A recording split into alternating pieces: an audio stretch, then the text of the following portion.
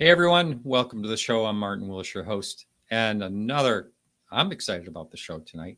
We have Robert Salas coming up. He was involved in an incident in Malmstrom Air Force Base that involved nuclear warheads. And this is back in 1967. And he's doing a fundraiser. He's really close to meeting his goal of his fundraiser. I hope this podcast can help push that over the edge. I donated, and I know that not everyone is able to donate. A lot of people are still having, issues out of work, things like that. But if you happen to have the means and you want to help a good cause, that information is down in the show links and down in YouTube or Facebook, wherever you're watching this show. You can see how to participate if you would like to. So what a week. I'm going to share this document right here. A congressional bill passed with an amendment that was actually pushed through by Ruben Gallego. This is a National Defense Act that was involving the UAPs. And basically what's going to happen is the UAP task force is going to terminate, I think immediately or within 180 days from now. And then, but there is a permanent, there's going to be a permanent office that's going to be set up. And this is all involved our government looking hard at this situation of UAPs, UFOs, whatever you want to call them. I think it's a major, major deal. We haven't heard, I know Lou Elizondo, that is absolutely thrilled. I watched a video with him that this has happened. I think, he indeed had a part of it. And by the way, Lou is actually, he's actually writing a book. He announced that the other day. I've been in touch with his wife about this. And he is, like I mentioned before, is coming up in December. But he's been working really hard on a book. And I think that's great that he's doing that. I'm really an advocate for Lou Elizondo. I think he's done a lot for the field. He's given up a lot and given a lot of himself to help things like this congressional bill to get passed. Robert Salas is going to be talking about his efforts as well to move the needle forward. We'll be bringing him in a minute. And I didn't mention this, but 2 weekends ago now, a friend of mine and I went to Pine Bush. We had a blast. We met Bill there. I was on a panel with Richard Dolan and Lee Spiegel and Mark D'Antonio, and we had a really fun time. And on the break, if you're watching live, I'm going to play a little clip by Linda Zimmerman about what she thinks about what's going on in the Pine Bush area. So make sure you check out that congressional bill. I have links on my website that'll take you right to the PDF and also right to Representative Ruben Gallego's website about his announcement, his press release about getting that thing passed, which I'm absolutely thrilled about. Again, you don't hear much about it in the media, but we should be getting an annual report. I did reach out to find out if that is going to be a public report. I sure hope it is. And hopefully we'll find that information out. Once I find that out, I will, of course, announce that. But I want to thank everyone that helps out with the show. Anyone can do that if you choose to. That information's over on podcastufo.com. You'll see on the menu bar, it'll say support the show. And our blog this weekend, came up this weekend from Charles Lear, is called A UFO Invasion in England. And this is he talks about what has happened starting back in 1967, some amazing, saucer-shaped objects and et cetera, et cetera. As always, I thank Charles a lot for all his hard work he does on a weekly basis. Those are audio blogs as well. And our Facebook page is still active with people. We need to post more on that. We had Peggy has semi-retired from that. So I'm looking to probably get some more posting done on that in the future. Now, I would like to also announce, I just said a minute ago that about during the break, there's about a 3-minute break or so. And I had this idea where I think I would like to talk to some of you listeners out there who have had UFO sightings and kind of fill in those 3-minute gaps each week and record prior to. And so if you're interested in that, just email me at martin@podcastufo.com and we'll go from there. But I think it would be a good idea to post up some UFO incidents. I'm trying to get a friend from Australia that had an incident when she was a child. I talk about it. It's a triangle that went overhead that she felt like there was pressure. Her and her grandmother was almost like forced down to the ground. This is a while back and a very interesting one at that. So enough of me blabbering away here. We're going to bring Robert Salas in. Hi, Robert. Welcome to the show. Hi, Martin. It's great to be with you. I think we met, 7 years ago, something like that? Something like that, yes. I remember the last time you were on my show, you said, well, I think I'm not going to do a show for a while. I remember you. I think that was the attitude you had at the time. But you're back. I've said that many times. Yeah. And as soon as I'm off air, my wife kicks me in the butt and says, get back on there. So, that's great. Yeah. That's a good lady you got there. I have to take orders from the boss. That's right. That's right. Now, I'd like to, first of all, I'd like to say to you that before we get into what you're trying to accomplish, there are new listeners constantly that may not be familiar with your story. So, we got a half hour here. If you want to go over exactly what happened, it's a fascinating story, and I never get tired of hearing it. So if you would, a little bit about your background and what happened back in 1967. Okay, well, in 1967, I was in the Air Force. I was what's called missile combat crew, on missile combat crew. I was a deputy at first. When this incident, I was a deputy and then later became commander of the crew. But this happened March 24th, 1967. I was on alert status with my commander, Fred Mywald. We had our underground facility, about 60 feet underground, and then we had about 6 guards up topside. We were locked in for 24 hours, and our job was basically to make sure the missiles were operating and on alert status, and we would launch if given the order. So we had 10 missiles under our command. These were Minuteman I. It was, I won't go into details of the missile other than it was an intercontinental ballistic missile. So first I get a call from my topside guard saying that there's strange lights in the sky, flying very fast, not making any sound, stopping on a dime, reversing course almost instantaneously, making right angle turns, and he couldn't explain them as aircraft. He just wanted to report this. They were still quite high up, but he could easily see them. He and the other security guards were out there watching him. And I even said, "You mean something like UFOs?" And just half joking. And he said, "Well, I can't explain it, sir. They are not airplanes. Nothing like I've ever seen." So I kind of I didn't take it too seriously at that time. I was not interested in the subject, even though we had reports in the Great Falls Tribune from citizens reporting lights in the sky, and these were reports that had been in the newspapers. Anyway, I simply discounted it, thanked him, and hung up the phone. And then about 5 minutes later, he calls back. This time he's extremely frightened. He was shouting into the phone. He was, I couldn't make out what he was saying at first. He was just blabbering and frightened.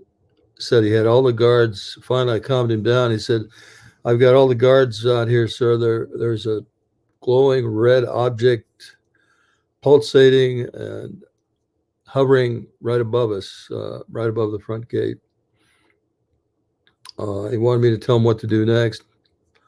By this time, I realized we were under some sort of attack because of how he presented the situation. All the guards had their weapons drawn, and this thing was just frightening to them.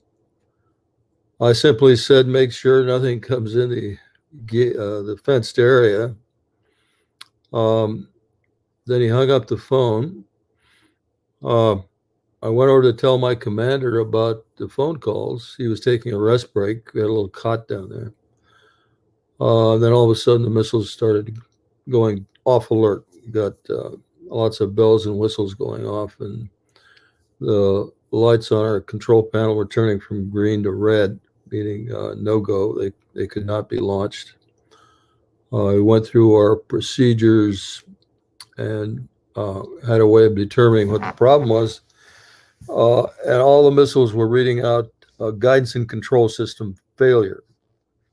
So without proper guidance, the missiles could not be launched. We also had two launch facilities that had incursion lights. In other words,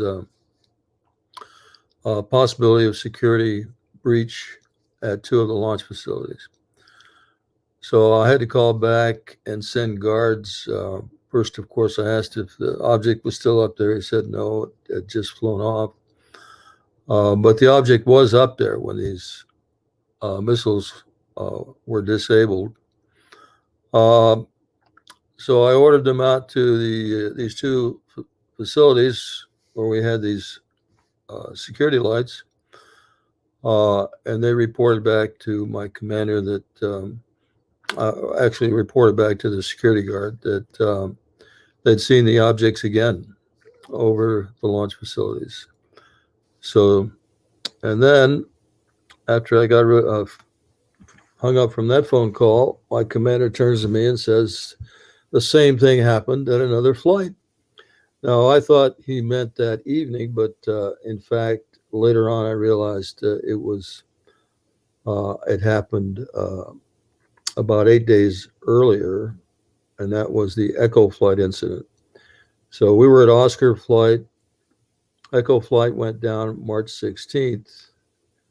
Essentially the same thing happened, and they had the same failure modes, guidance and control system.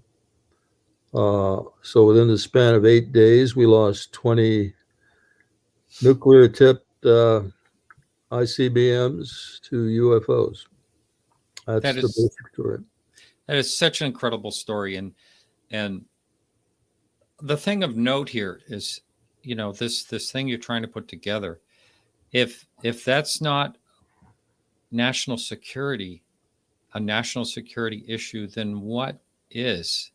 I mean, I can't believe that would, not have a continuous investigation until something was solved.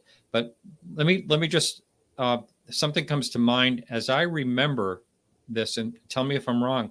These warheads were independently operated. In other words, there wasn't one shutdown system that could shut all of them down.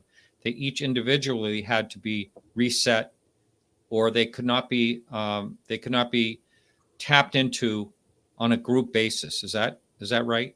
Oh, that's correct. We had these very thick cabling systems, but the cables went directly from the capsule to each missile separately. It's not like the missiles were interconnected. Now, so what this object would have had to do was send a particular signal through 60 feet of earth and concrete, penetrate these huge cables, which were, I'd say, 8 inches in diameter, which were triply shielded from EMI, electromagnetic interference. Yeah. And send that signal to a particular part of the guidance system called the logic coupler. So we had an inertial guidance system, meaning We didn't have GPS at the time, obviously. So we had gyroscopes, we had a level platform, and those gyros, of course, would send data to the onboard computer, essentially the logic coupler, this piece of hardware would determine the acceleration, the velocity, essentially calculate where the missile was during flight and determine whether or not any adjustments need to be made to go on target. So that was an inertial guidance system, and all they did, all the result of their interference did was to upset the level platform of the inertial guidance system, so that because of that upset, this calculation could not be made. So that's why the missile shut down. Amazing. And there was no damage to the systems, no damage. Really? Wow. You know, if that's not like someone saying, "Hey, pay attention here," you know, I don't know. Yeah, I mean, of course, you can only think like a human can think. So you try to figure things out the only way we know how, and that is, why was this done?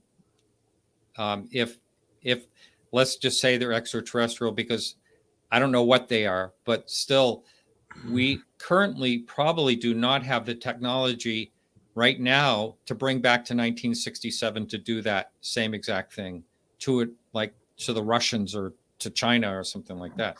No.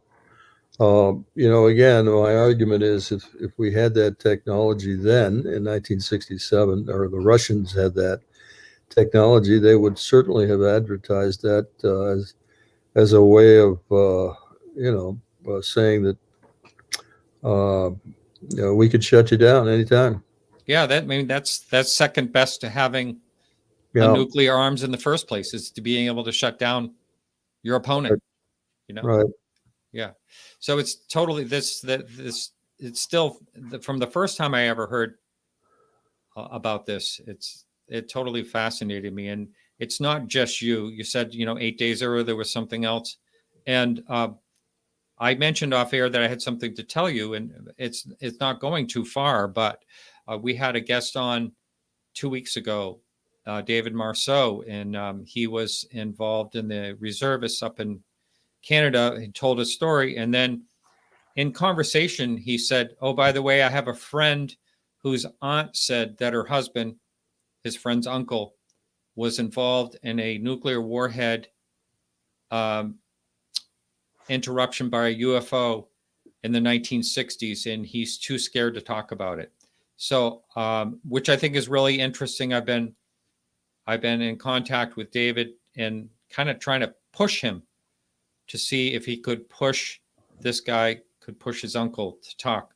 And because I said not to me necessarily, or not on air, but to talk to someone like Robert Hastings, who I understand is not doing all that well right now, unfortunately, but to talk to someone like that to get this information out there, I think is very important, and to speak to you, of course. So. Well, I could name about 10 others in the same boat that do not want to talk about it. Do not want to talk about it. They're for various reasons. One, of course, is ridicule, but other reasons like losing employment, or it would affect their families who are trying to develop their own careers, and things like that. This is a difficult thing. Now, if and when there is disclosure and the government starts releasing some of their secrets, we have open hearings, which is the objective of my press conference. Then I think some of these other people will come forward for sure. Well, I think as time, this is a time that it's becoming more and more okay, which is, I think, is really wonderful. where I think people are going to start feeling comfortable. We're going to see it's kind of like slowly breaking. Everything is kind of like breaking open to this not being such a fringe, so to speak, topic. Now let's talk about what you're trying to do here, because you're really close to meeting your $13,000 goal. You're up to 11,600. There's been some names. I looked through the donors in there, and people have donated nice chunks of money, but you're close to it. So why don't you talk about that and what your end goal is to getting this done? Right. One of the reasons I started this is because, of course, after the release of the report by the Chief of Intelligence, Director of National Intelligence report, even though they mentioned possible national security implications, they said nothing about the many instances where UFOs have interfered with nuclear weapons. The two instances I just talked about were just two of many. In fact, there was another one in '66 at Minot where all 10 missiles went down during a UFO encounter. So my purpose really is to bring forward, there are going to be four of us at the National Press Club on October 19th. That's definite. It's a definite date, starting at 9 o'clock in the morning. And we will be streaming live. I made sure of that. So everybody who's got access to a computer will be able to see it. And each of us are going to talk about our various encounters with UFOs. And hopefully we'll have plenty of press there. And we'll answer their questions, of course. We'll provide evidence. We'll provide what evidence we have. In my case, I think we've got a substantial amount of evidence that will support what I just told you. And the objective, of course, is to put pressure on Congress to have open hearings where more witnesses come forward and speak in front of the public on national TV and in the chambers of Congress. So part of our objective is to go after our press conference, to go visit other congressmen and senators, and again, urge them, of course, brief them on our stories, but urge them to hold open hearings. So that's the idea. I was flabbergasted to see so much support from the public. Yeah. In donating money for this cause, and believe me, it sounds like a large sum of money, but we're gonna just get by with the sum that my goal, and all that money will be spent on the press conference. So if anyone does want to donate, it would be much appreciated. And you're right, there have been so many people that have given generously. Well, I think we've had well over 140, 150 donors, and some have gone the extra mile. I really appreciate that. Yeah. I noticed a lot of the $500 donors were anonymous, which is an extra nice thing. If someone's giving without needing any recognition, that's pretty nice. And I'm not saying anyone has to do that, but I mean, I put my name there. Yes, and I thank you for your contribution, Martin. Thank you very much. Yeah, my pleasure. And I'm really excited about this. Now, during that particular day, that evening, I do have a show, and I'm wondering if there's, and I'm actually going to be out where you are. I'm going to be on the West Coast. You're going to be back here, but I'm going to try to see if I can get any type of feedback I don't know if you'll be able to you probably won't be able to communicate it all, but it still, I'd like to check into what's going on that day. Can anyone see this live stream during the day? Well, I don't know the exact arrangements. I'm assured by the National Press Club that it will be done live stream. It may go through my YouTube channel. I do have a YouTube channel, so it may be processed through there. I'm not certain about that yet, but I Yep. will inform the public. I will inform everyone how to gain access to that live stream. Yeah. I will be sending out a press release, I think October the 7th, and that'll identify the 4 individuals that will be involved in this and provide more information on where and when and how it'll take place. Excellent. Before you go, I have one last question for you, and it's a speculation, and some people don't like to speculate, but I'm going to ask you, what do you think the whole thing was about when that happened in 1967? Well, this is speculation, but because this has happened so many places and so many locations of the world, I could name at least 10 where UFOs have come over, simply shown a beam of light on the nuclear weapons or nuclear storage areas, or interfered with them, such in my case, where no damage was done. It was simply a show. I think they're trying to send us a message, very simply. Get rid of your nuclear weapons.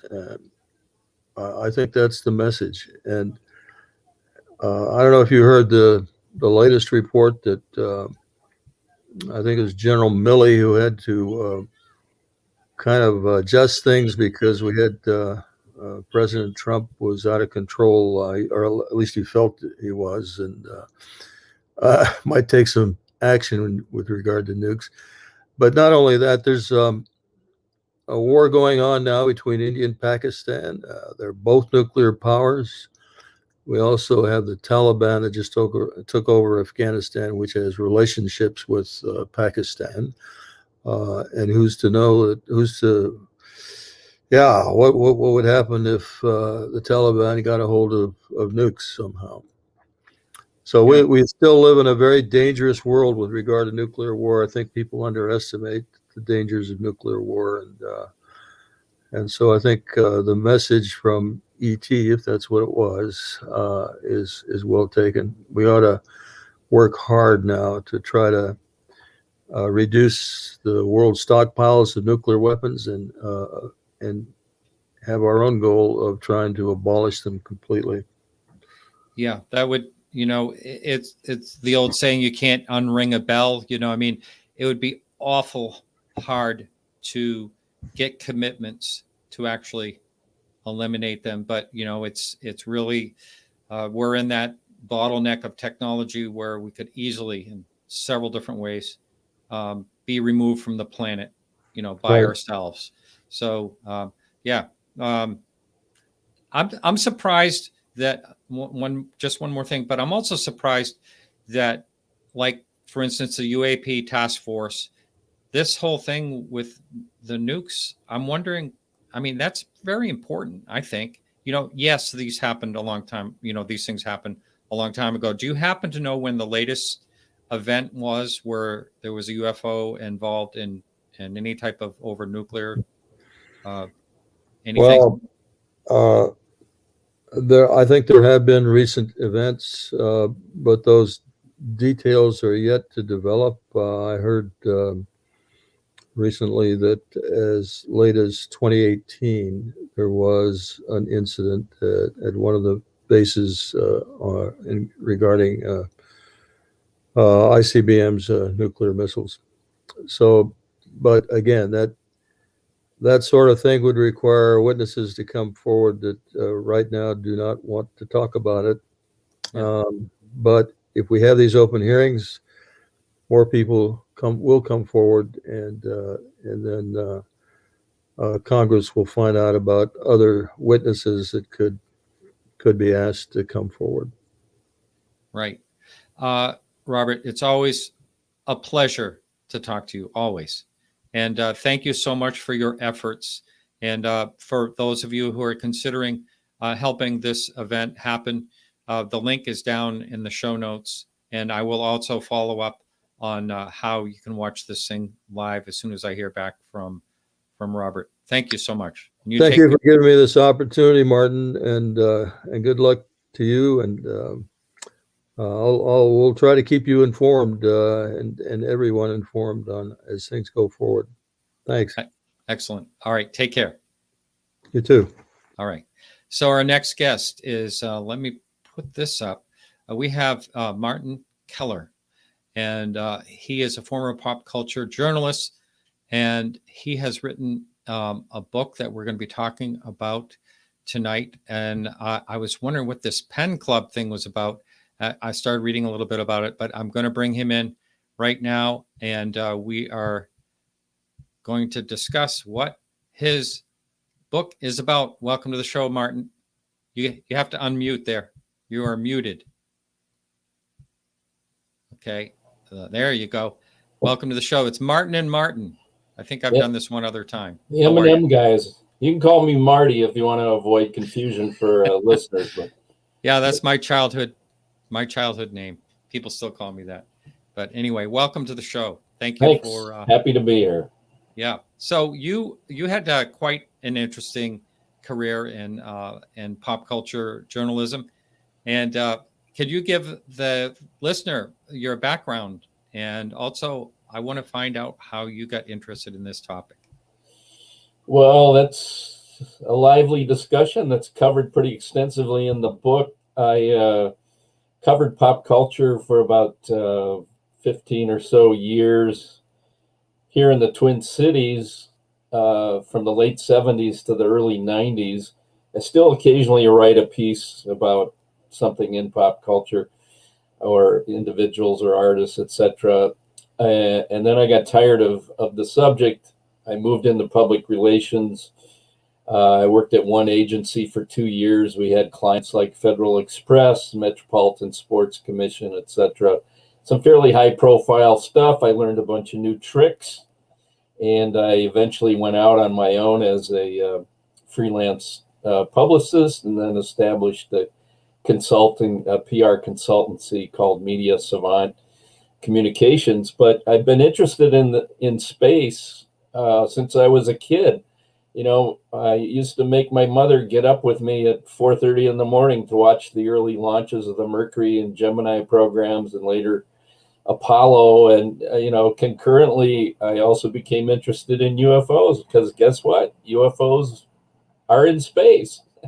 And there were reports that astronauts were having sightings. I was such a space geek then that I wrote to NASA and asked them for more information, and they sent me reams of documents, public documents about each program, and also autographed pictures of astronauts. So I was really into it. I even wrote to John Glenn after his 3 orbits around the Earth. I got a letter from his office and then a signed photograph from him. And turns out, according to Senator Harry Reid from Nevada, that John Glenn has been interested in the subject for a long time. And that was reported in the New York Times a couple of years ago when all this public information came out. But, I also had some sightings in high school as a kid.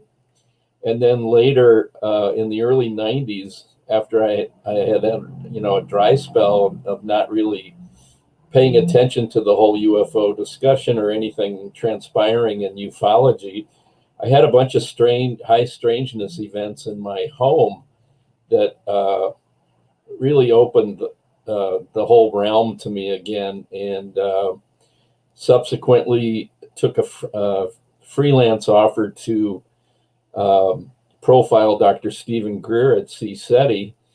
But, this was 6 months into a period in my life in South Minneapolis where I was having some really strange dreams. There were lights on in the house consecutively that my wife and I could not discern, why this was happening. And there was one particular precognitive dream that in May of that year that was realized in Boston in July. And that kind of blew my mind. And that's detailed pretty heavily in the first chapter. So there's kind of a long answer to your first question, Martin.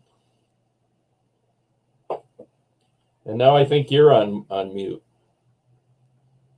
Yes, I was. And there's a little background noise here, so I have to mute every now and then in my studio, outside of my studio.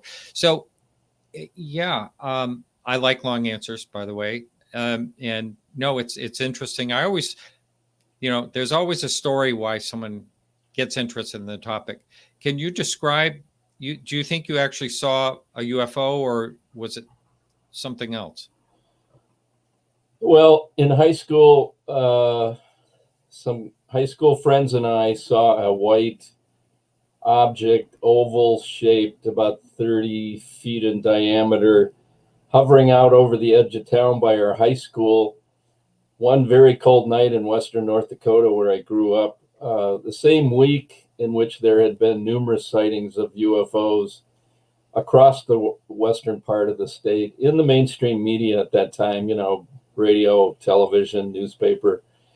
But that was witnessed with three other friends of mine, including my best friend who I've known since 5th grade. He's still a pretty good friend of mine. He's my attorney. In fact, we used to debate together in high school.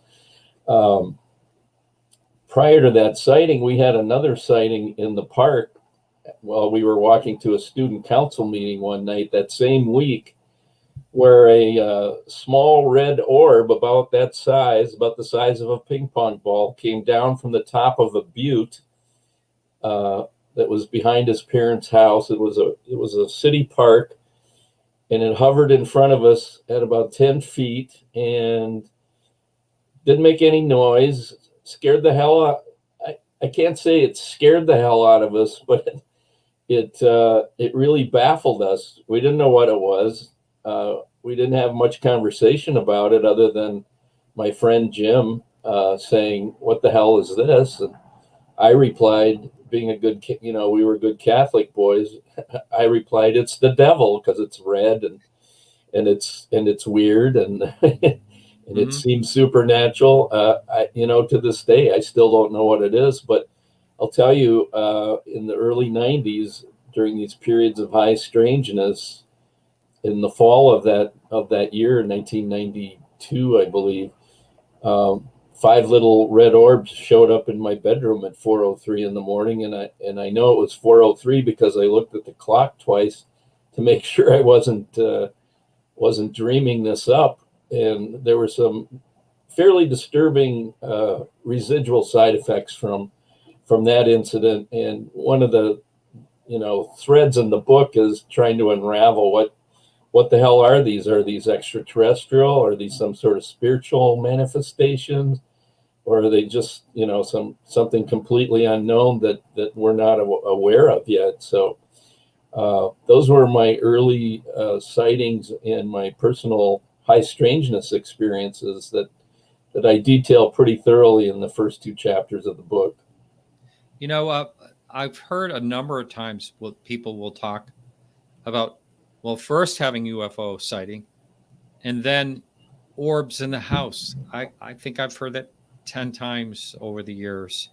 And by the way, just for the listener, we're coming up in just a couple of months on 10 years of doing this show, which is pretty amazing. I'm still enthralled with doing it. I still really enjoy doing it.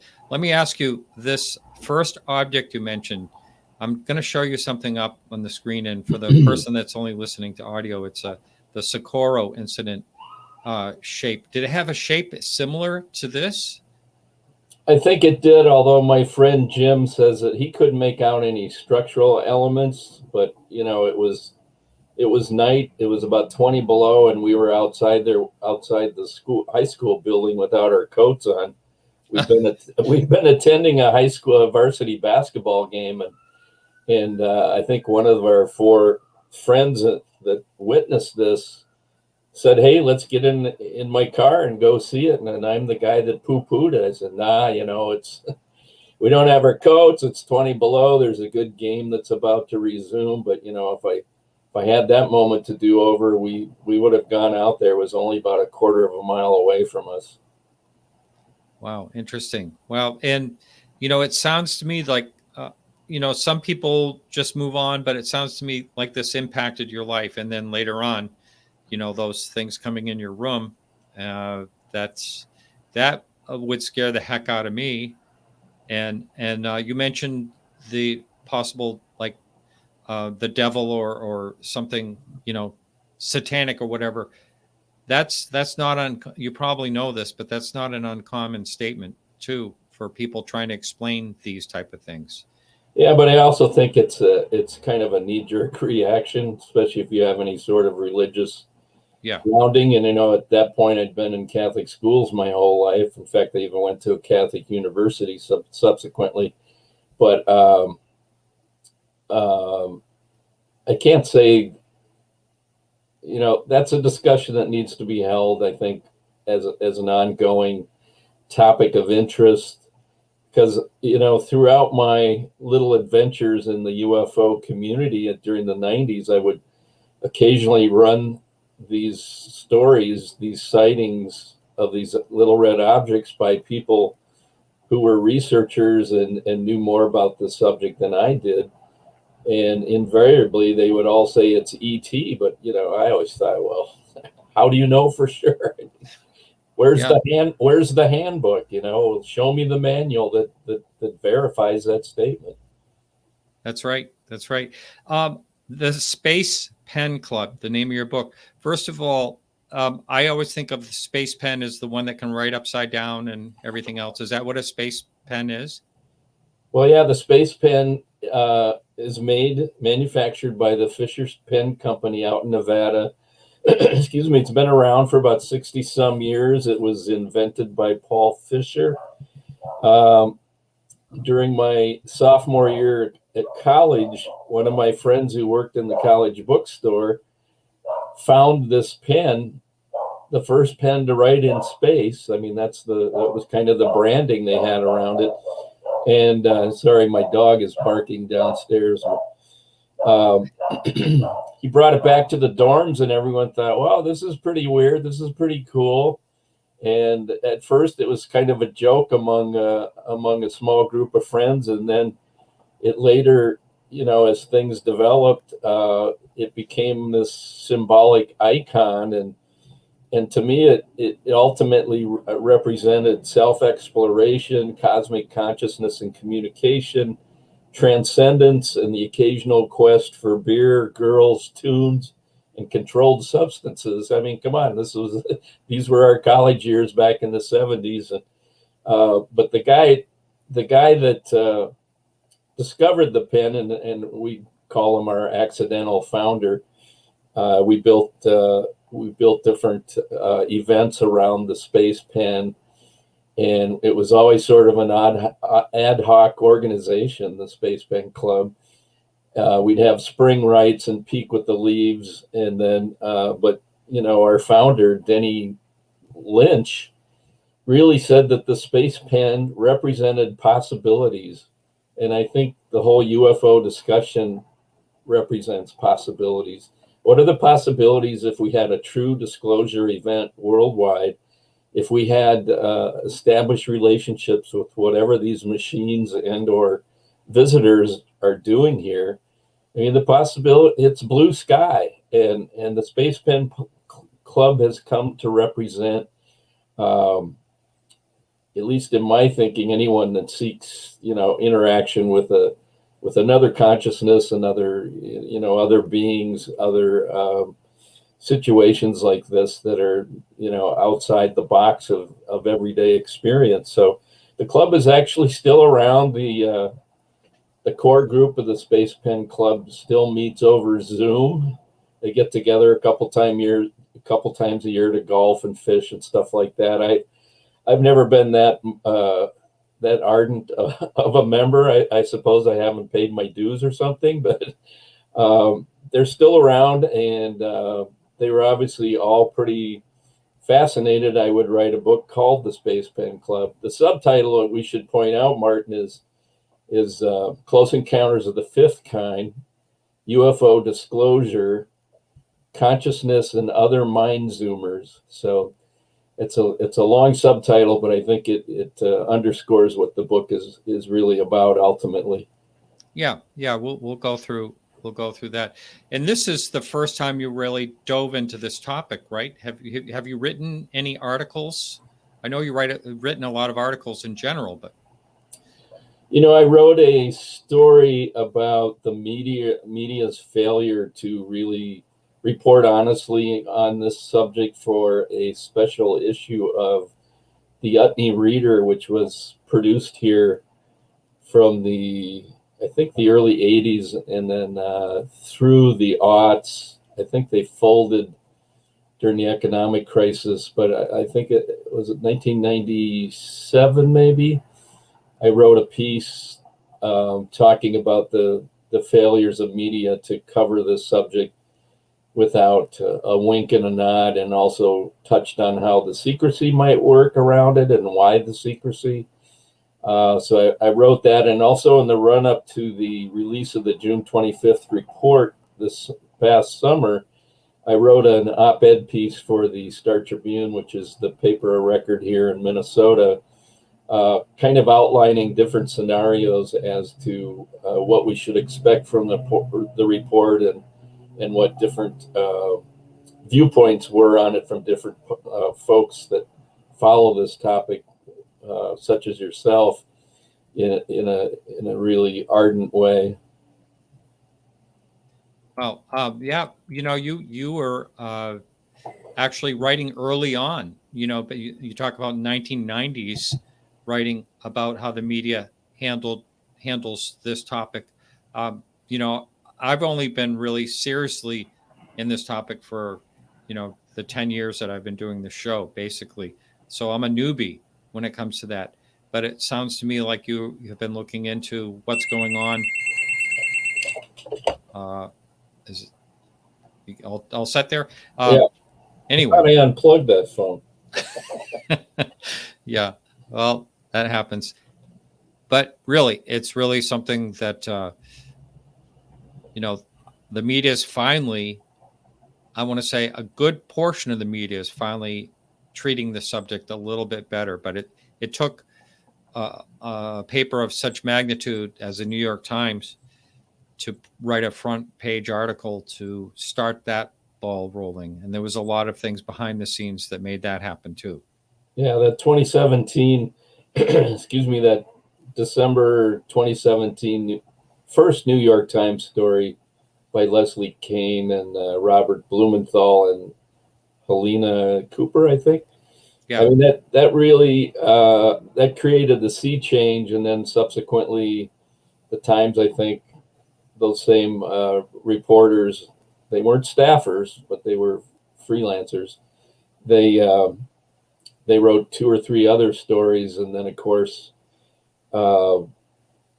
when when Harry Reid exposed the whole organizational structure that was handed off to Bob Bigelow to look at these things out in Vegas with a $22 million budget, when that story really became widespread, then I think it got the attention of folks like Mark Rubio, and it's kind of snowballed from there. While the government report of June 25th was a huge disappointment. I mean, it was 9 pages of disappointment.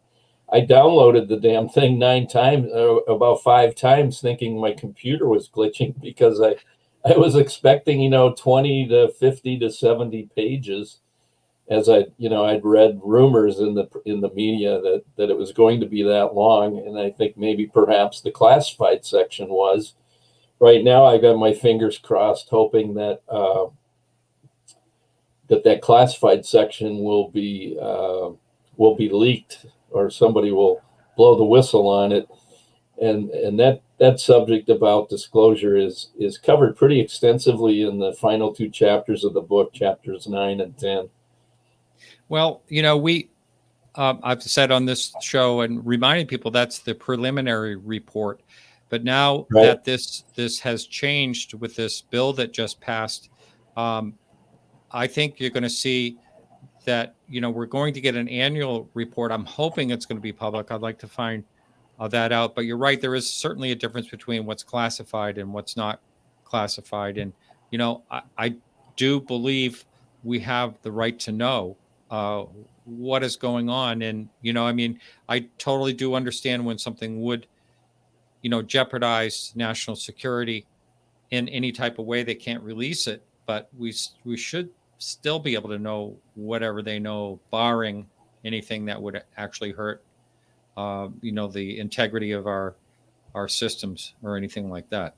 Well, to your point, and to some of the observations that your previous guest Bob Salas just shared with everyone, the national security has been interrupted or penetrated by these objects, as he described at Maelstrom, and also at Minot in 1966. Minot's like 100 miles from where I grew up in Dickinson, North Dakota, and Chapter 4 does a pretty deep dive into that whole Minot Air Force Base incident, as researched by a guy named Tom Talene, who lives about a mile from me here in South Minneapolis. We've become very good friends over this issue.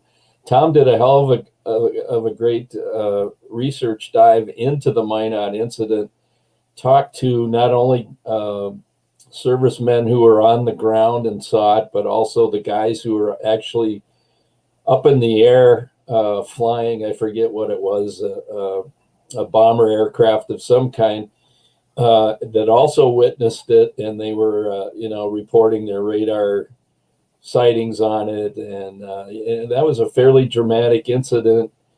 It left a couple of guys in a Jeep on the ground unconscious. There were what appeared to be radiation burns on the hood of their Jeep. These two individuals passed out. Nobody seems to know why exactly, and as what happened in Maelstrom, the codes were scrambled on the silo that this object was hovering over, and apparently the 20-ton concrete block that sat over the silo was moved, some sort of energy beam. I mean, fantastic stuff, but well researched, and I excerpt quite a bit of that research in Chapter 4 of the Space Pen Club book. Yeah, wow. All good stuff. We're going to continue this conversation. We're going into break now. So if you're over at KGRA Radio, hang in there for after these messages. Everywhere else, you're going to get to hear my friend Linda Zimmerman talk about what is happening in Pine Bush. We'll be right back. Why do you think they're here, and what do they want? In Pine Bush in particular. Okay. I think from the records that they have been here for hundreds, if not thousands of years. And Native Americans have stories about strange lights and objects. Why the Hudson Valley? We have very unusual magnetic fields. We have fault lines. We have unusual minerals. Perhaps it's something they can utilize. Would that fall under why they're here, what they want? I think it might fall under what they want is to study us and perhaps utilize the natural resources of the earth in this area. And for all the sightings that have been in this particular area, let's just say the Pine Bush area, not Hudson Valley in general, what do you think is the most well documented of all the UFO encounters here?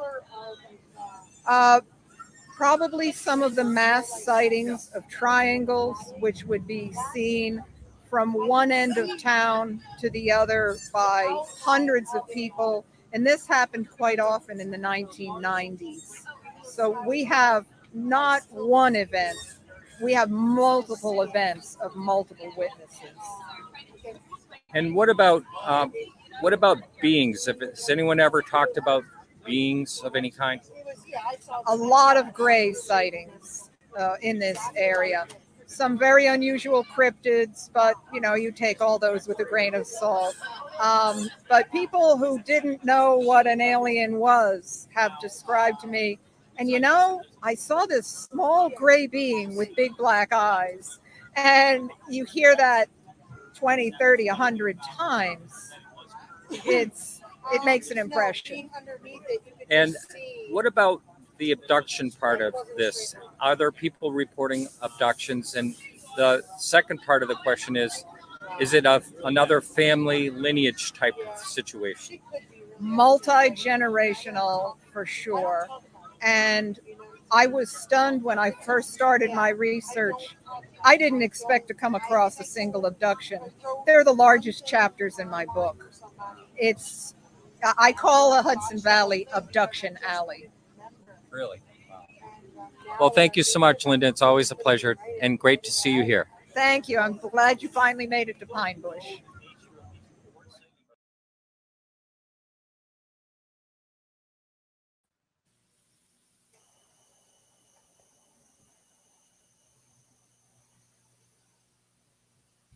Stand by, Martin.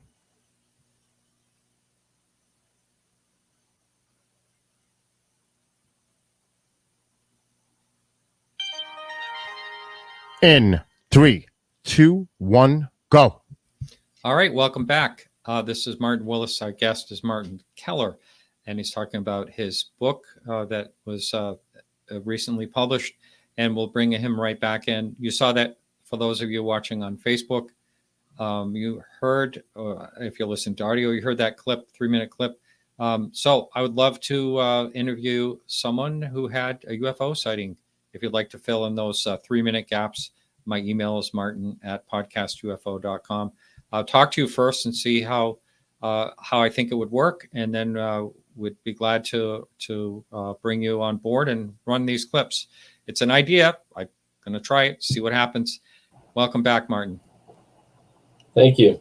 The Martin and Martin again. Abduction Alley, that's pretty good. Well, yes. And so in a half hour, we're going to be taking calls. So those of you who are in chat, if you're leaving comments that I missed, you're welcome to call in. That number will be posted in about a half hour or so. So we're taking calls. Bill will be screening those calls. And so how's your book being received, by the way? Well, it's hard to know. It's been out since about mid-June. It's getting some great reviews on Amazon where you can purchase it. And, I've yet to really crack the mainstream media in terms of coverage and or feature stories. But I think the social media buzz on it is good. The personal buzz on it is good. I don't think there's there's been hundreds of UFO books written, but I don't think there's been a book like mine that's ever been published. I mean, it really goes inside the UFO subculture where we meet UFO researchers and their debunkers. We meet individuals from the aviary who I'm sure you've talked about on this program. If not, we can clarify who that group is. There's also close interactions with media and government officials, celebrated astronauts like Ed Mitchell, 6th man to walk on the moon, part of the Apollo 14 crew. Brian O'Leary, who was designated for the Mars missions when the Mars program was first announced at NASA, and then subsequently scrubbed. Also, a funny anecdote in the book about meeting Buzz Aldrin. About the same, I met him at a benefit, a gala occasion for the Starkey Hearing Foundation that I was doing some public relations work for, and Philip Corso's book had just come out the day after Roswell, the controversial book Corso wrote, and I had a quiet moment with Buzz on a couch, as we were sipping cocktails, and I asked him, I said, this book just came out by a guy named Colonel Philip Corso, who has a really renowned history of service dating back to World War II and the liberation of Italy. And, he's decorated colonel, lieutenant colonel. And he says that Roswell happened and that all the technology was ceded to private enterprise, and they hold the patents on a lot of this stuff. And what do you think of that, Buzz? And Buzz put his hands together like this, looked me straight in the eye, and he goes, "Son, I don't know anything about that." And the complete subtext was, "Don't ever ask me a question like that again." And it's funny because about 10 days later, I read in the newspaper where he slugged somebody on the street who had approached him and asked him about the quote unquote fake moon landing. And he didn't even respond with a quote like the one he gave me. He just slugged the guy and kept moving. Wow. Yeah. No, I saw an interview with Buzz where someone was asking him about, they said, "Well, let's talk about your UFO sighting." And he got really angry. He didn't talk about it. And I had spoken, I played the clip on this show at some point where I had spoke many years ago to Alan Bean, the fourth man on the moon. And he says, as far as people saying that they never landed on the moon, he says, you can't change people's mind. Just let them think what they want, Right. Just move on. Yeah. If you're going to take it personal like that, you're not going to change anyone's mind. A slug in the nose isn't going to change anyone's mind either. They're going to say that's proof. Yeah. So yeah, he can be a little bit rough, and I know that he definitely, at that one particular interview that I saw him, and he did not want to talk about a supposed encounter that he may or may not have had. I'm not really sure what the story was on that. Those guys were, I'm sure, had signed a bunch of the military equivalent of an NDA, non-disclosure agreements. I mean, I think they were all papered over with security clearances and secrecy oaths, and they're not going to talk about that. They could have lost their pensions and some of their stripes. So it's not surprising, really, that generation of astronauts would feel that way or hold that persona out to the public. So but I think it's a new day. I wanted to circle back to something that we touched on earlier, and also that Bob Salas's upcoming disclosure event in Washington. Andre Carson, the Democrat from Indiana, called for open hearings on this in the Congress at the time the report came out. So it's going to be an interesting next 6 to 9 months, I think, in this area. Again, though, I think a lot of that will depend on what else is jamming up the news cycle. It's going to be hard to top the run up to that report, though. I mean, I was just astounded at the amount of media coverage. And in my book, I talk pretty extensively in one of the chapters about the failure of media, and I use a real life experience with Greer's organization when we were in Mexico in the volcano zone, and we were shadowed by a CBS News crew from 48 Hours, and they were doing an entire show dedicated to the UFO issue. This is in like about 1996, and they basically made us look like gringo rubes wandering around this pretty rugged terrain under the volcano. It's an active volcano in Mexico, second largest in North America. It's called Mount Popo by the locals. It's an old, the Aztecs named it Popocatépetl, which I'm sure I'm not pronouncing that right, but that little adventure really underscored, I think, for me and other UFO enthusiasts about what a lousy job media did in handling this. But I also, in that chapter, delved pretty extensively into Terry Hansen's book. I don't know if you're familiar with that. Yes. The Missing Times. It's a fantastic book. I mean, if you want an introduction to how, number one, how news media works or doesn't work, especially on marginalized subjects like UFOs or the paranormal, this is a fantastic book. I think it's out of print, but the last time I looked, you could buy used copies.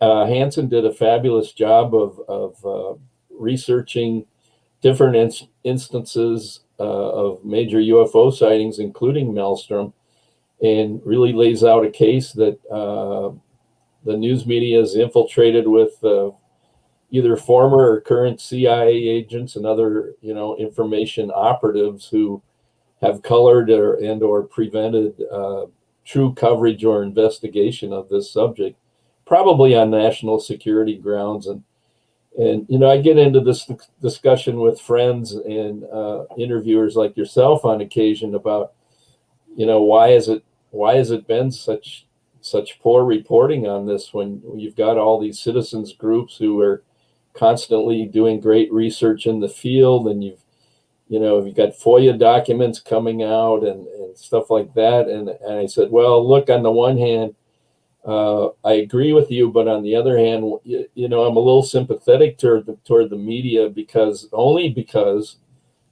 they don't have any official sources they can go to, and they have not had any official sources.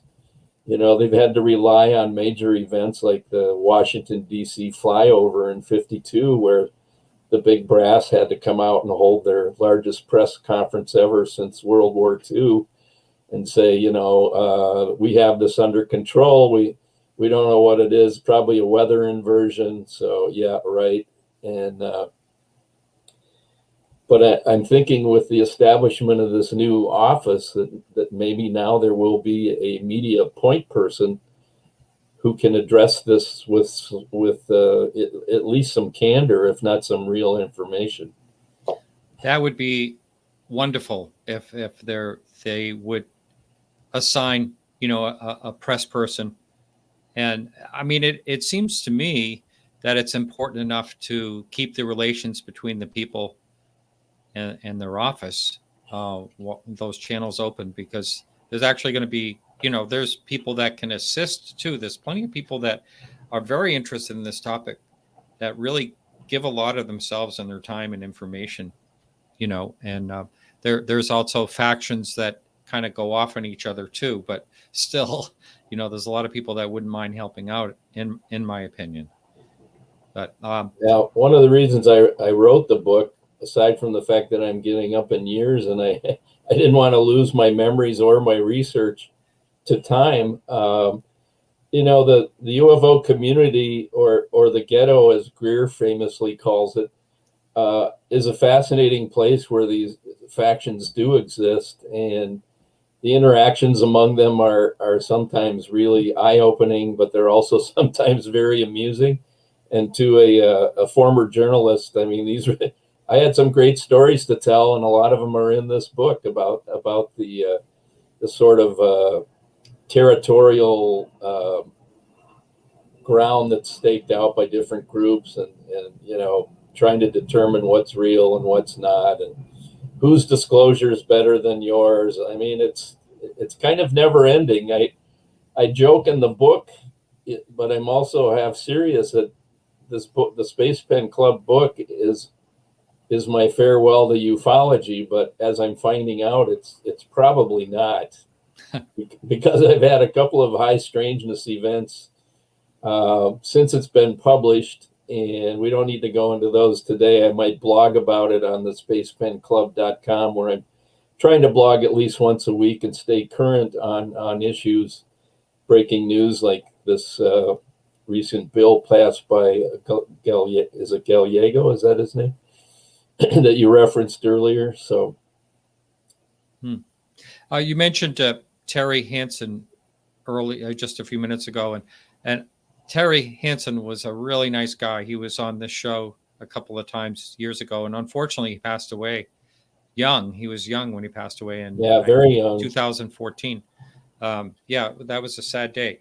But he also looked really deeply into the Robertson panel of 1953. Right. And that's basically the initiation of the fringe element added to this topic to keep people from taking it seriously. So for the new listener out there, there's a really good book that Terry Hansen wrote on that.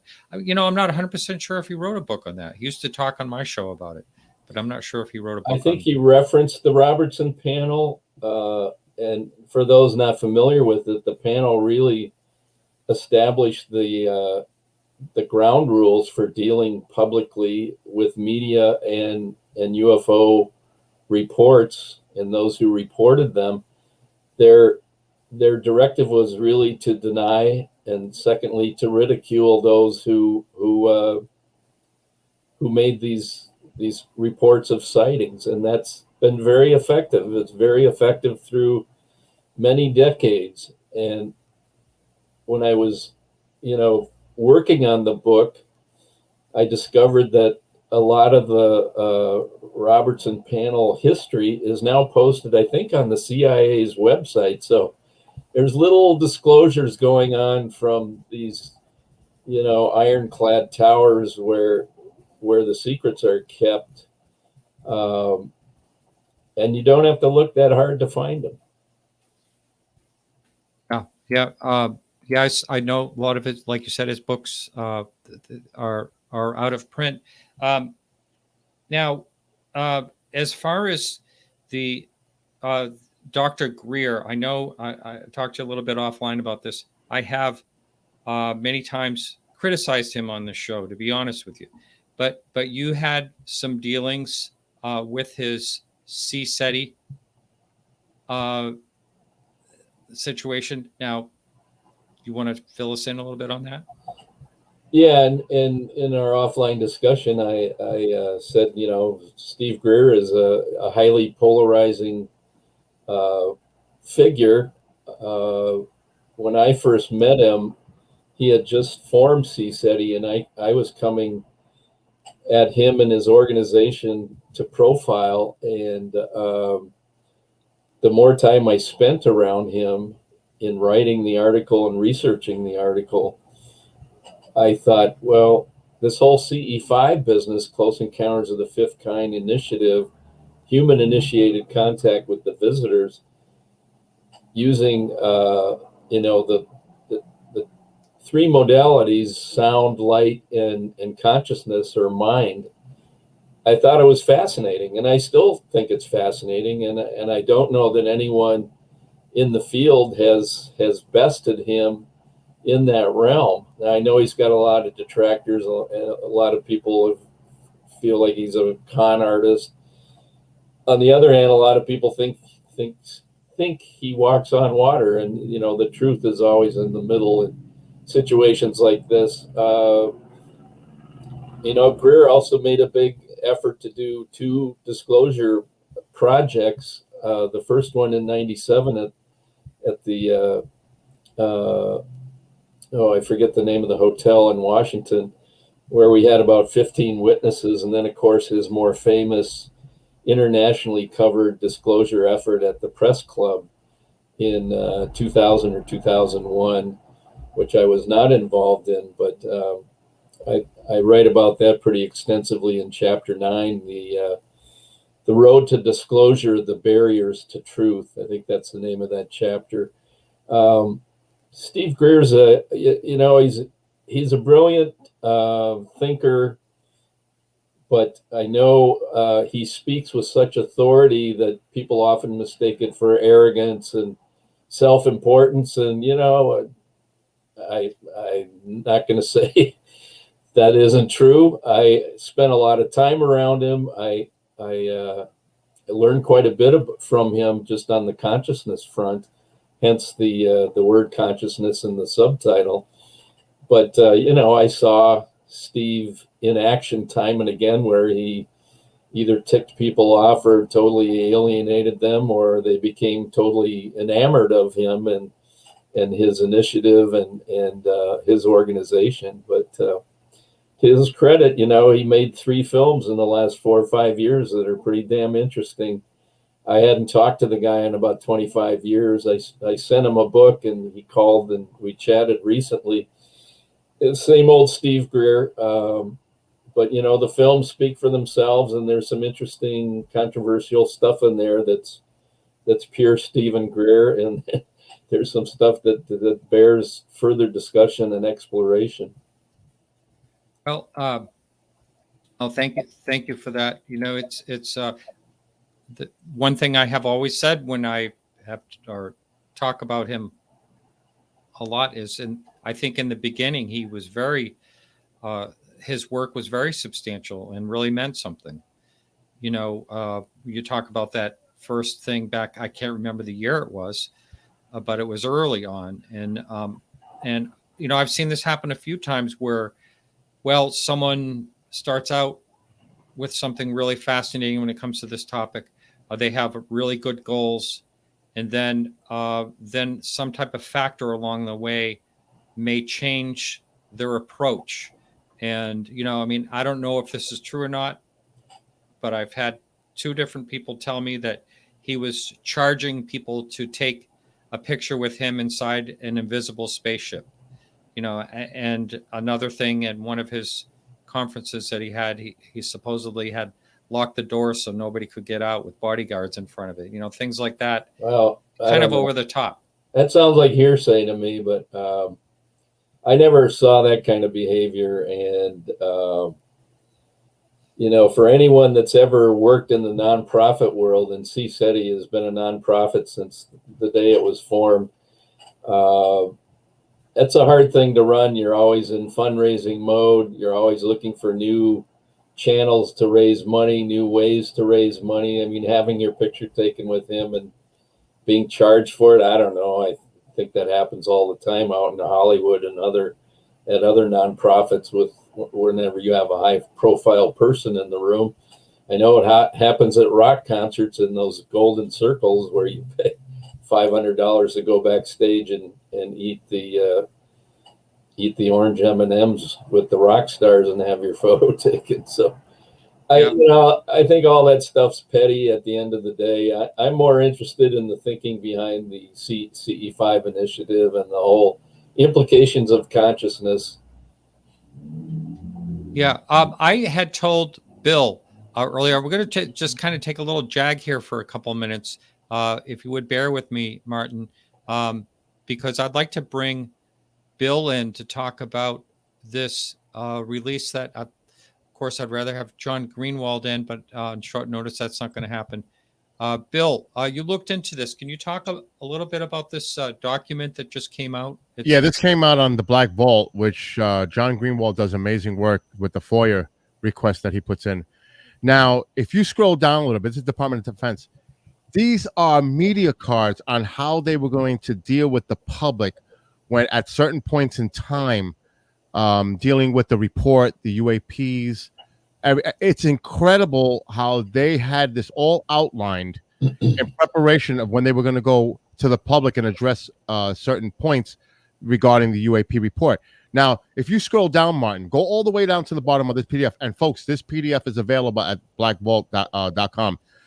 It's all the last date I'm looking at is June 25th, 2021. And it has briefing card. It gives you the summary in different times. The timeline is different.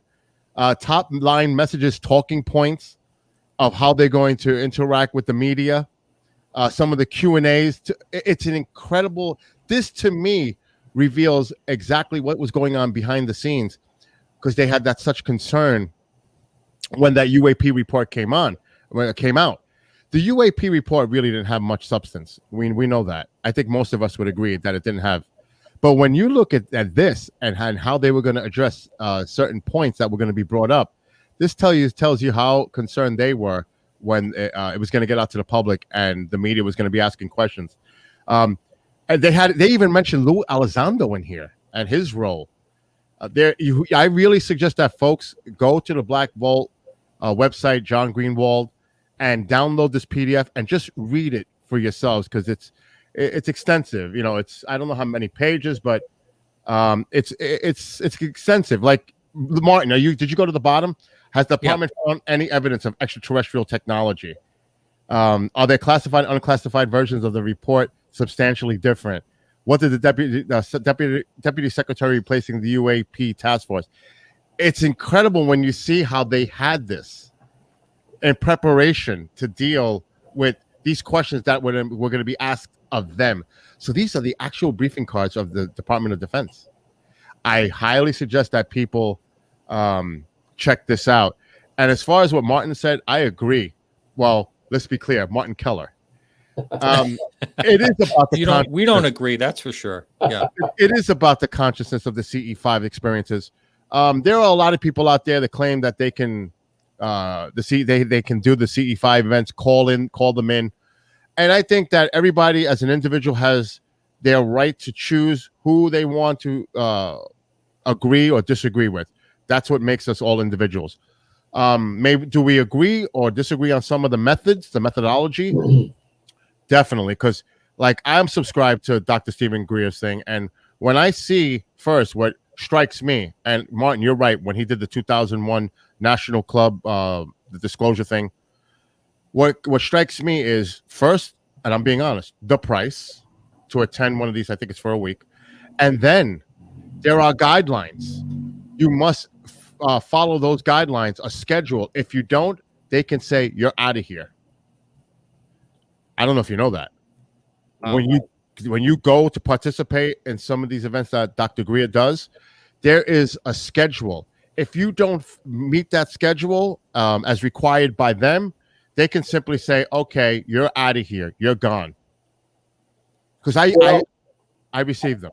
I think that's understandable. I mean, there were ground rules in place early on for anybody that was doing night watches during the CE5 thing. And I mean, those ground rules are in place not only to protect the organization, but to protect the people participating.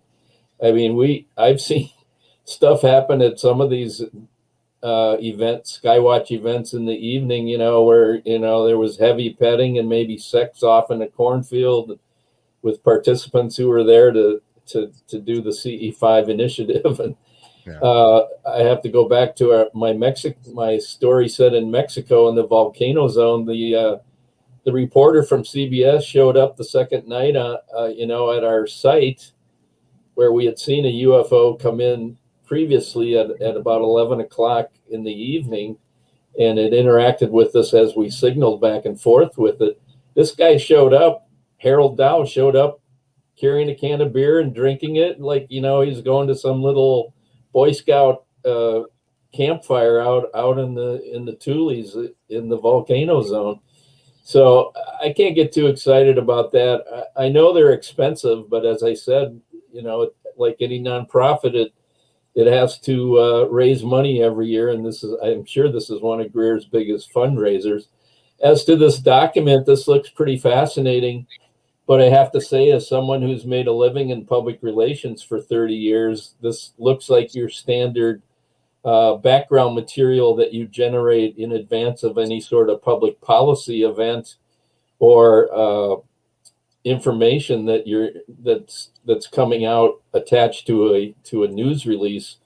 In fact, these Q&As are typical of anything you would do to prepare a client to go in front of the media. So, they don't look like a deer in the headlights, or they're not blindsided by any questions that they, won't be able to answer, and therefore not be on message. So I'm going to take a harder look at this, but thanks for sharing it. Well, gentlemen, have a great rest of your show, and I am getting ready to take some callers. So I am going to depart now. So call in 855-472-5483. I'll be waiting on this end. So, gentlemen, have a great rest of the show. Thank you, sir. I'll put that number up in a minute. I just want to read for those people that are just listening to audio only. Question 12 on these question and answers. Question 12: Why now? Why did the department establish the task force? Why did you announce it now? The answer to 12: the task force was established to meet congressional guidance, including the report directed by Senate Select Committee Intelligence. Over the last year, the DoD undertook efforts to formalize the good work done by the Navy for DoD in leading assessments of UAP incursions into DoD training ranges and designated airspace. Deputy Secretary Norquist approved the establishment of the UAP task force on August 4th, 2020. But you go through all these questions. There's 12 here. There's some on another page. But anyway, it's fascinating. Check it out. That I don't think I can't really link that particular. I should be able to link it somehow to John Greenwald's page. But we do have, I'm going to bring Bill back in here because we actually do have someone calling already, even though I don't have the number up there. Joni from Pennsylvania, welcome to the show. You're live. Hi. Hi. Hi. I'd like to know what your guest thinks about Stan Gordon and the Pittsburgh incident. I'm familiar with the Kecksburg thing mostly because of the reporting that Leslie Kane did on it many years ago. I'm not that familiar. What's the guy's name? Stan Gordon? Stan Gordon's a researcher. Okay. Yeah, I don't know much about Stan. In fact, this might be the first time I've heard his name, but I am familiar with that case.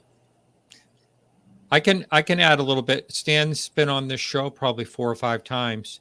A really nice gentleman. I really enjoy him. I don't think he has a computer. He still's on the landline phone every time I have him on. But he has looked deeply into this. I actually had him debating someone that was trying to consider that a dropped satellite of some sort, I believe. Joni, as far as what that was, I don't really know. There's kind of funny rumors about a being, and I don't know how much validity there is to any of that. But the case itself was pretty amazing. The military did get involved, but maybe they got involved for national security reasons that had to do with something dangerous on something that dropped that wasn't supposed to. The one thing about that whole story is this thing changed directions before it crashed, and I don't know of any terrestrial object that we'd put up there that would actually do that, but unless it was something misfiring or whatever it is that happened. But anything else you'd like to ask our guest, Joni? Yes, I'd like to also know what does he think about the Pendleton incident. The which? That part. Could you say that one more time? The what incident? Pendleton. Okay. Rendlesham? It's in England. In England, yeah. Oh, okay. Yeah. I've read quite a bit about that. It seems like a real incident. The officers involved on that who have come forward over the years have some pretty amazing stories, especially the one individual who claims he received a download after he put his hands out toward the craft. James Penniston. Yes. Yeah, Penniston. Thank you. Thank you, Martin. That's a fascinating case. And again, that part of England is notorious for having a huge atomic stockpile. So there might have been some surveillance aspect going on with that incident. It certainly, the Brits certainly and the Americans certainly went to great lengths and provided some really outrageous stories to just, debunk it and to try to convince people it was not a big deal. It was a lighthouse light that they saw, and it was obscured by the trees in the forest, and it was all kinds of nonsense, but pretty transparent effort to cover it up. Yeah, that was, to me, that was one of the major cases. It's in what I consider at least the top 10 of all the cases. Military was involved. Beam came down on was probably the weapons storage area where there may or may not have been nukes in there. Most likely was, but Colonel Charles Halt, Commander Charles Halt, would not verify that. He does not like being asked that question. So, but it's all it's all such a fascinating case. The people were interrogated afterwards and kind of monkeyed with, I believe. And so that's why there's convoluted stories about what happened there. But a fascinating case back in 1980 for those new listeners that want to check it out, the Rendlesham Forest case. Thank you very much, Joni. Okay. All right, next we have Bert. He is on the line from Los Angeles. Bert, you are live on the air. Yeah, I've been hearing a lot about, or after the Tic Tac videos came out, I've heard a lot of reports that the military, especially the Navy, has been running into these UFOs pretty much on a daily basis. And I've also read reports where back in the Roman times, they were seeing these UFOs. So I've come to the conclusion that they're not all visiting, that, there must be several advanced species that live in our oceans and deep earth caverns. And I think that's the secret that the government and the military doesn't want us to know. That we're not alone on the planet. And we never have been. Do you want to comment on that, Martin? Well, yeah, those submersible sightings are pretty fascinating, and I've read a fair amount of the literature about bases deep in the Mariana Trenches or wherever in the oceans, and quite a few sightings seen around the world of objects entering the water and coming out of the water at high speeds. It's quite possible that there could be another civilization hiding in plain sight, but it's also quite possible that there are bases established by spacefaring civilizations that have long ago figured out ways to get here.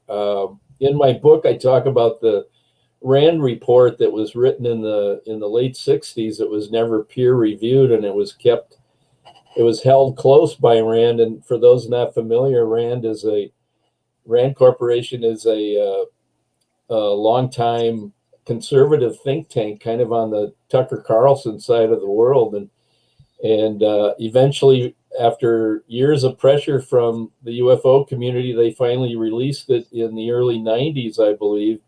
And I quote that report fairly extensively. And some of the things the report relays is that there's the possibility of probably 15, I think their number at the time was 1,500 advanced civilizations scattered just throughout the Milky Way galaxy, and they actually get into the incursions at different atomic sites since the dawn of the atomic age in the 40s.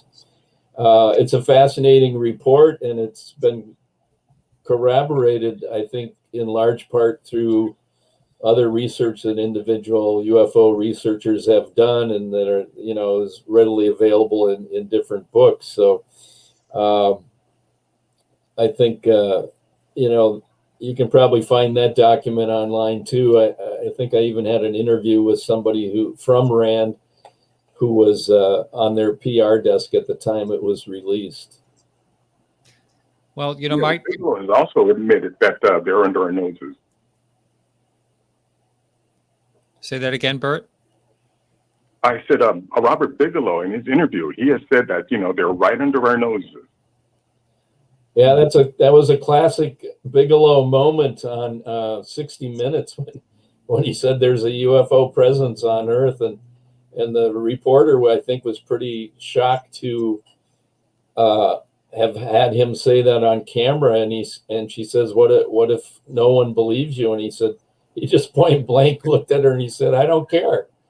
Yeah. Bob Bigelow is all about business and always has been. I tried to get a PR freelance gig with NIDS, which he ran for a time in the early 2000s, National Institute for Discovery Sciences. There's kind of an amusing story there that's in the book.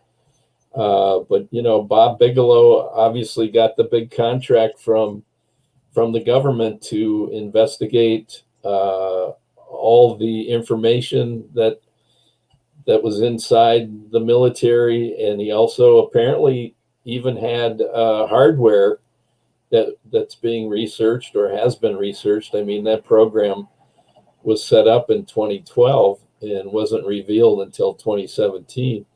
So there's a lot we don't know about that whole Bigelow investigation. Harry Reid, in fact, told New York Magazine, like, that, you know, I don't know what's wrong with the media. We have 80% of this written report that Bigelow's researchers generated. It's available and nobody's come out here to look at it. And, you know, that's the kind of puzzling thing that you think, well, why didn't the New York Times follow up and actually really get into the guts of this thing? Why didn't they look at the hardware, providing Bigelow would have allowed access, et cetera, et cetera? It's a fascinating area, and it's a frustrating area. And that's kind of my takeaway. What's that? They said the job of the mainstream media is to make sure we don't know the truth. It's all about distraction with them. Well, I think it's all about selling cars and facial cream, and it's all about, you know, the bottom line. I forget. I need to have a chart in front of me when I do these interviews, because I forget the number of corporations that own, you know, the major networks now, and it's pretty disturbing. Well, we used to have a time where, you know, there was like 4 channels on TV, and, you know, news came on for an hour at 7, and now, you know, cable has to fill the time, you know, with news, and you know, so I don't know. There's a lot of there's a lot of opinions on there compared to facts, is what I'm getting at. And also, Bert, just you mentioned the possibility of them being, you know, planet bound. You know, the Earth is 70% ocean, and we know more about the moon surface than we do about the ocean floor. I have an open mind. You know, there are people that have seen, you know, a friend of mine, Mark D'Antonio, saw something going, you know, over 200 knots when he was out on a test in a submarine years ago. And they said, oh, yeah, that's a fast walker or fast mover or something like that. Like, they see them all the time. So it's bizarre. Yeah. It makes more sense if you start with that premise that they're from this planet as opposed to visiting. Yeah. And then, but if so, I mean, I think of these things like, what kind of life could whatever it is have under the ocean? Or, you know, some people say they're in the planet, you know, on underground or whatever. But what type of life would anything have in just, you know, the elements of water? You know, well, I mean, don't do this. Don't think like a human. Try to think like a civilization that has existed for thousands of years. Yeah. Well, that's a good point. Yeah. Hey, yeah. Bert, thank you. Anything else? I think that's where we get tripped. Thanks very much. Bert, I think that's where we humans get tripped up a lot. We're very anthropocentric. We tend to view everything through the lens of the human mind, such as it is. And the thing that intrigued me initially about Steve Greer was that he often held a perspective, an ET perspective that I hadn't heard anywhere else among researchers. And I thought, early on, before I went to work as his publicist in the 90s, early on, I thought, well, this could be the next level of ufology. And I think to date, that's withstood the test of time. Thanks for the call. The line is open. And again, that number is 855-472-5483. Call in for your questions. I'll also, if you're going to, you don't feel like calling in and you'd rather post a question on chat, just please do put that in caps so I do not miss it. Let me ask you, the topic of, you probably saw during the break, I asked, you know, like, are there abductions? Are there people that claim they see beings? And that part, is that like in your book at all, or is that too far out there for you to go? No, in fact, chapter 3 is completely dedicated to the so-called abduction phenomenon. Kind of bouncing off my experience of the 5 little red orbs in the room. because I had some side effects from that event that lasted 2 or 3 days, physical and mental, and it was disturbing. Like I said earlier, I went searching for answers, and a CSETI member from California in that same period sent me a monogram by a guy named Martin Keller, who talks about the ability of abductions to be staged through human means, through technologies, etc. It's a fascinating 60-some page document that I quote pretty extensively from, and there's been subsequent books written on it by about military abductions. I'm blanking on the guy's name. Lambert. It'll come to me in a second. So I delved pretty deeply into this Martin Keller work, which is interesting because it makes a very strong case that you can manufacture an abduction and an abduction experience using these technological tools, these psychotronic weapons, which are initially came out of the MK Ultra program, and I think probably some of your listeners, and Martin, you might be familiar with that because the Congress busted the CIA back in the late 70s when it was exposed that they had been conducting drug experiments on military men and women using LSD and other hallucinogens, mostly for behavior modification. But this ability to manufacture an abduction experience came out of that same mindset and maybe even that same program. Cannon, time and again in his research, says this needs to be looked into more thoroughly, and this whole abduction thing needs to be put to bed. We need to have some clarity around it. The interesting thing about Cannon's work, which he subsequently turned into a book, 300-page book, which is now also out of print, is that at some point Cannon disavowed his whole theory that he had presented in the book and in the 60-page monogram, saying that this damn thing has gotten me in more trouble than I ever imagined, which to me just says, hey, you touched some very raw nerves there, pal, and you protest too much. This is probably all very factual and reliable research that you've created in this yet another fascinating sort of blind alley that ufology is full of. It is. And, when I first started the show, I was totally like on the fence. And I do believe that, something is happening. I don't know exactly what it is. And I think, even though there purportedly is so many people saying in this country that they're having these experiences, I still think something like this has to be done on a case-by-case basis, and to try to figure out, it has the one thing about UFOs, there's multiple witnesses oftentimes. In the abduction thing, every once in a while you'll hear about another witness, but I've never spoke to someone that witnessed one. I've never had anyone like that on the show discuss actually witnessing one, except for, there was the one case that's I've really covered heavily on this, the Berkshire's UFO incident when Tom Warner disappeared in a beam. By a witness saw that and then was placed back down. That's another really bizarre thing. But and the Travis Walton case, I think, is pretty strong out of Arizona. Yes. Yep. They made a movie out of that, Fire in the Sky. It's worth watching. Right. The whole abduction thing is very fascinating. I think John Mack, before he died, was seriously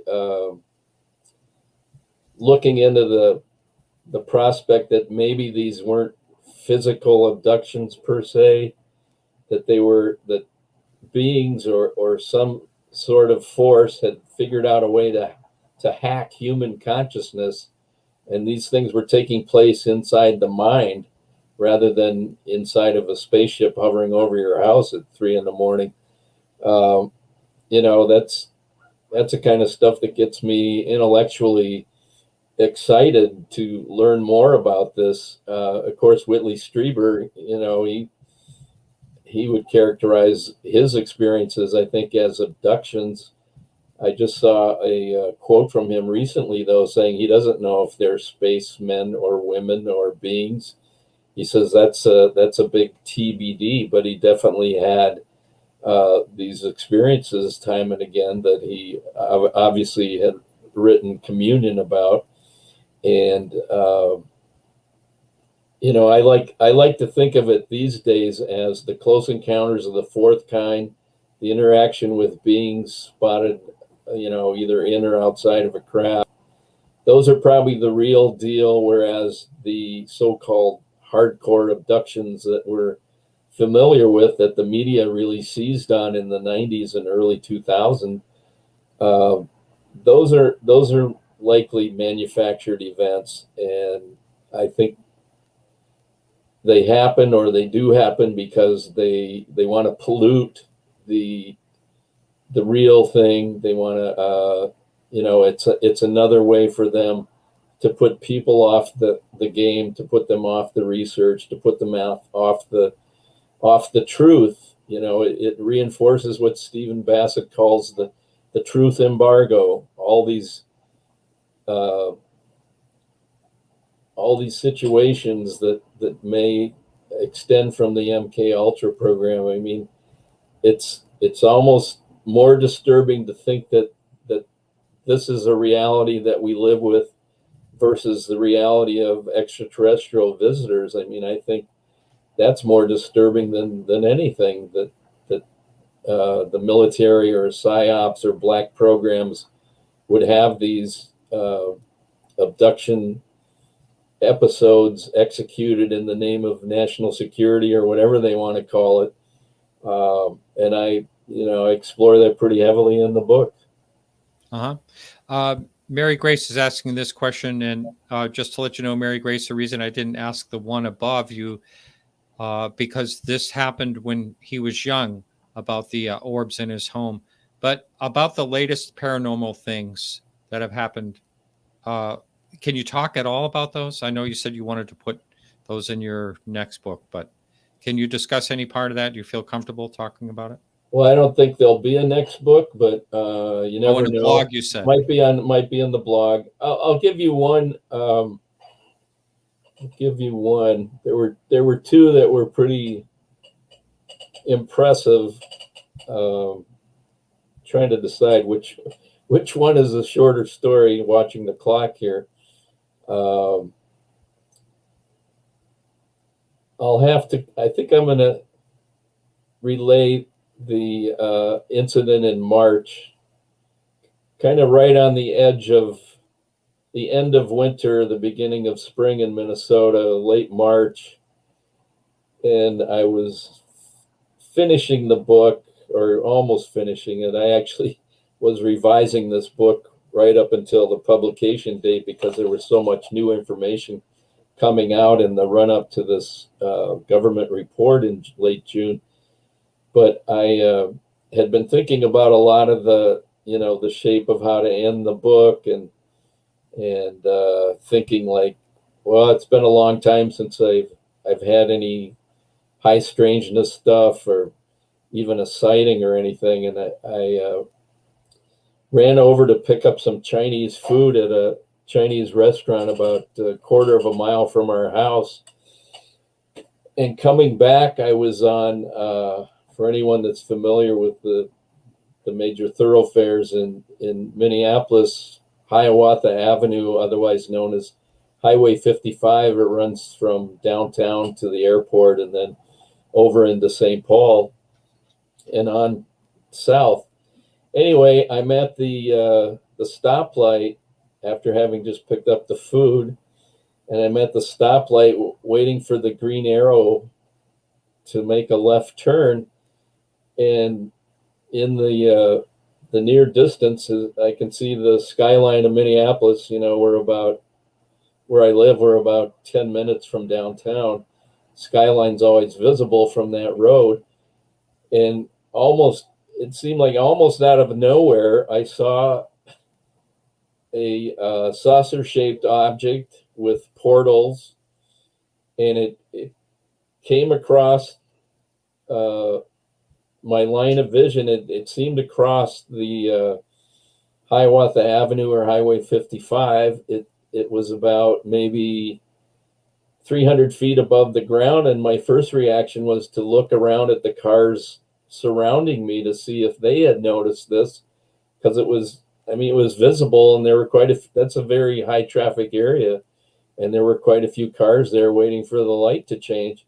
And I saw this thing move across off into the distance. I tried to follow it as long as I could, but then the light changed green and I had to turn.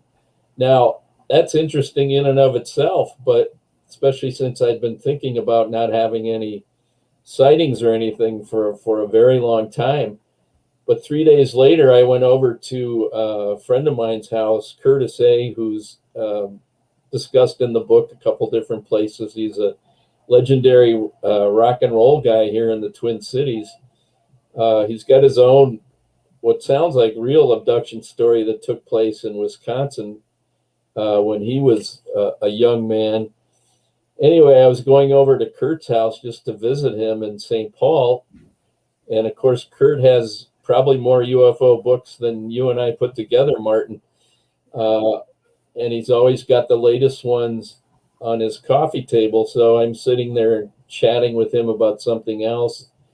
And I noticed a photo book, and he goes, "Oh yeah, that's new." So I'm just kind of nonchalantly paging through it. And all of a sudden I open up a page, and there's an image of the same sort of craft I had seen 3 days earlier over Highway 55. And then of course I said, "You see this, Kurt?" I said, "I just saw this object 3 nights ago after picking up Chinese food." And he goes, "Yeah, man, cool." Wow. So that's one. The other one is even stranger, and I'm not even sure it's related to ETs. Yeah, well, we have actually run out of time. So if you would, give your website out one more time. Yeah, it's www.thespacepenclub.com. There's some good information on what the book's about. There's my ongoing blog there, and there's also a couple links where you can jump off and order the book on Amazon. And there's also an email address where you can send me questions or stories that you might want to share with me, and I'll eventually get around to posting those on the blog site. Excellent. Thank you so much, Martin. It's been a real pleasure. Thank you, Martin. It's been a pleasure. Have a good night. Thank you again. You too. All right, everyone. So that's it for our show. Next week we have Dan Brew. I like to have people that have not been around the circuit, and he will be on a new person to talk about UFOs next week. And thank you all, and we'll see you next week. Keep your eyes to the sky.